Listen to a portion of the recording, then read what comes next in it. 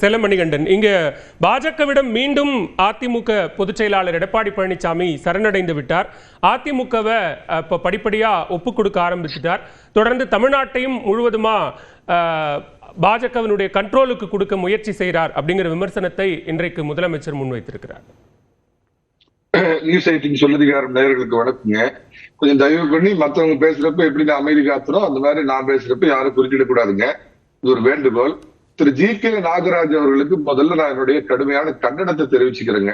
அதாவது ஏகோபித்து தமிழக முதலமைச்சராக தேர்ந்தெடுக்கப்பட்ட திரு மு.க. ஸ்டாலின் அவர்கள் டெல்லிக்கு எதுக்கு போனார் அப்படின்னு அவர் கேட்ட கேள்வி கடுமையான கண்டனத்திற்குரியது.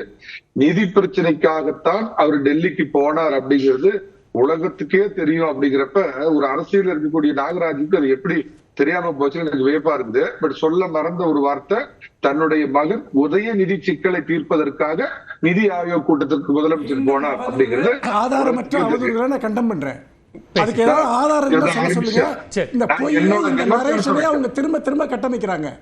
அங்க வந்து பாத்தீங்கன்னா அதுக்கு ஏதாவது ஒரு ஆதாரம் இருக்கு. நீங்க அதை நீங்க கேளுங்க. இந்த கேள்வி நான் கேட்க விரும்பல. கேக்குறேன். நான் இப்ப ஆரம்பிச்சிருக்காரு பேசட்டும். நான் கேக்குறேன். ஒன்னு பாஜக அப்படி ஏதாவது சொன்னதா?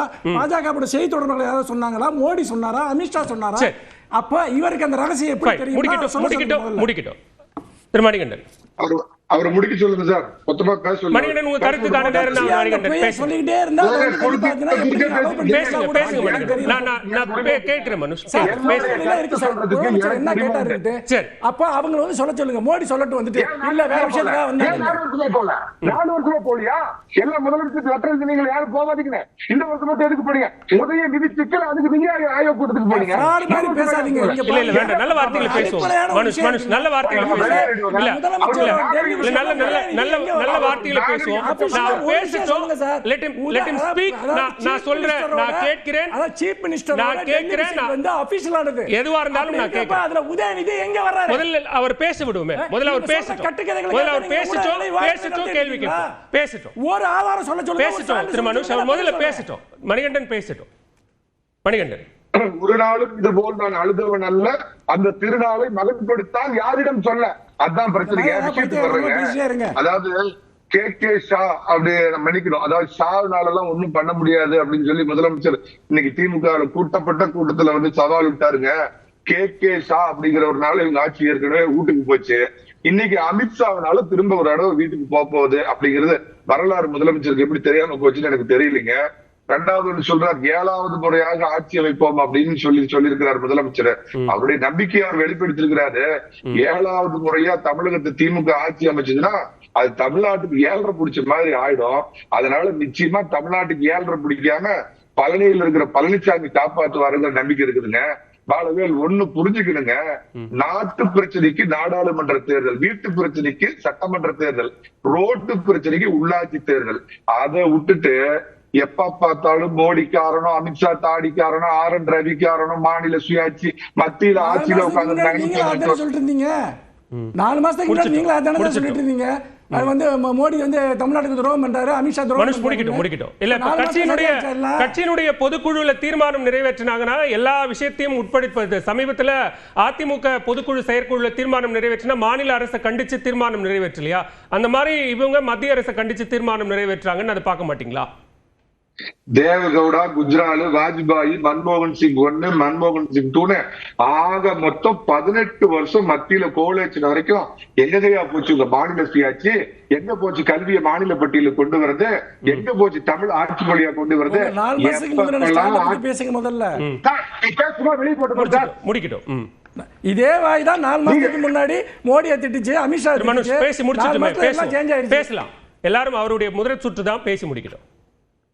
ஆளுங்கட்சியா இருக்கிறப்ப பாத்தீங்கன்னா தன்னுடைய முதிர்ந்த வயதுல கலைஞர் அவர்கள் பிளைட் ஏறி போய் மருமகனுக்கு போய் பலமான வந்து பேசுறத வந்து இது ஒரு பொலிட்டிக்கல் டிபேட் கிடையாது.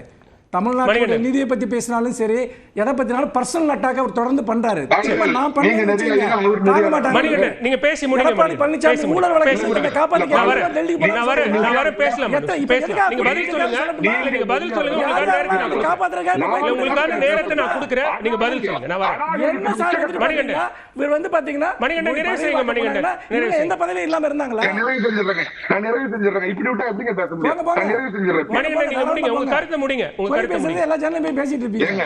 18 ஆண்டுகள் பாத்தீங்கன்னா மத்தியில ஆட்சி கூட்டணி இல்லாத மன்மோகன் சிங் 1வது பீரியட் ஆட்சியை எங்களாலதான் நிக்கிறப்ப கச்சத்தீவை மீட்டிருக்கலாம, அதே மாதிரி கல்வியை மாநில பட்டியலுக்கு கொண்டாந்து இருக்கலாம, அத்தனை நல்ல திட்டங்களையும் கொண்டு வந்திருக்கலாம. எப்பெல்லாம் எதிர்கட்சியா உட்கார்றாங்களோ கவர்னர் ஒழிக, மோடி ஒழிக, தாடி ஒழிக, இந்தி ஆளுங்கட்சியாக இருந்தானே சார் கேக்குறாங்க.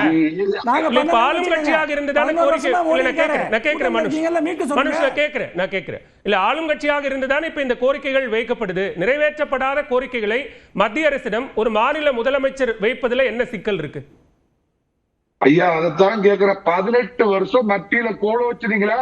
மந்திரி சபையில எல்லாம் பலமா தேசிய கல்விக் கொள்கையில தமிழ்நாட்டுக்கு கொடுக்க வேண்டிய நிதி இப்பதான் கொடுக்கப்படலையா? இல்ல தேசிய கல்விக் கொள்கையில தமிழ்நாட்டுக்கு கொடுக்க வேண்டிய நிதி அப்படியே கடந்து போறீங்க. அவர் ஒரு வார்த்தை பேச விட மாட்டேங்கிறாரு. நீங்க தான் மணிகண்டன், உங்களுக்கான நேரம் தான். நான் அவரை கண்ட்ரோல் பண்ணி உங்களை தான் பேச வச்சிட்டு இருக்கேன். உங்களுக்கான நேரம் தான். நான் எல்லாருக்கும் ஈக்குவலான நேரத்தை தான் கொடுத்துட்டு இருக்கேன். நீங்க பேசலாம். நிறைவு செய்யுங்க. மத்தியிலயும் ஆளுங்கட்சியா இருந்துட்டு மாநிலத்திலயும் ஆளுங்கட்சியா இருந்துட்டு எப்பப்பெல்லாம் ஐயா அதான் நான் சொல்றேன், மோடி வேணுமா வேண்டாமாங்கிறதுக்கு 24 நாட்டு மக்கள் மோடி வேணும்னு தமிழக மக்கள் வேற மாதிரி முடிவு கொடுத்தாங்க. இங்க தமிழ்நாட்டுல அதிமுகவோட ஜூனியர் பார்ட்னர் அது. மோடி வேணுமா வேண்டாமான்னு 2029 தான் திரும்ப முடிவு பண்ணுவாங்க. இப்ப நடக்க போற தேர்தல் 7.5 இல்லாத 4.5 ஆண்டு நல்லாட்சி கொடுத்த எடப்பாடி பழனிசாமி வேண்டுமா, திராவிட மாடல் ஆட்சி கொடுத்த ஸ்டாலின் வேணுமாங்கிற கேள்வியை திசை திருப்பறதுக்கு இவங்க ஆட்சியுடைய அலங்கோலங்கள், பஸ் கட்டண உயர்வு, மின் கட்டண உயர்வு, வீட்டு வரி உயர்வு, சொத்து வரி எல்லாத்தையும் உயர்த்திட்டு நிறுத்தப்பட்ட அதிமுக ஆட்சி நலத்திட்டங்கள், சட்ட ஒழுங்கு சந்தி சிரிக்கும் சட்ட ஒழுங்கு பிரச்சனை, விலைப்பட்டியல் மாதிரி தினமும் வர்ற கொலைப்பட்டியல், இதெல்லாம் மடை மாற்றுறதுக்கு திசை திருப்பத்துக்கு மோடி காரணம், அமித்ஷா தாடி காரணம், RN ரவி காரணம், இப்படி எல்லாம் பேசிட்டு செஞ்ச சாதனைகளை சொல்லி ஓட்டு கேளுங்க. இது மோடிக்கான தேர்தல் இல்ல, எடப்பாடிக்கான தேர்தல். எடப்பாடிங்கிற 7.5 இல்லாத 4.5 ஆண்டு ஆட்சி கொடுத்த பழனிசாமி வேண்டுமா, திராவிட மாடல் சரி பேசுவோம். திரு பெருமாள் மணி, இன்றைய பொதுக்குழுவில் முதலமைச்சருடைய உரையை எப்படி பார்க்கிறீங்க?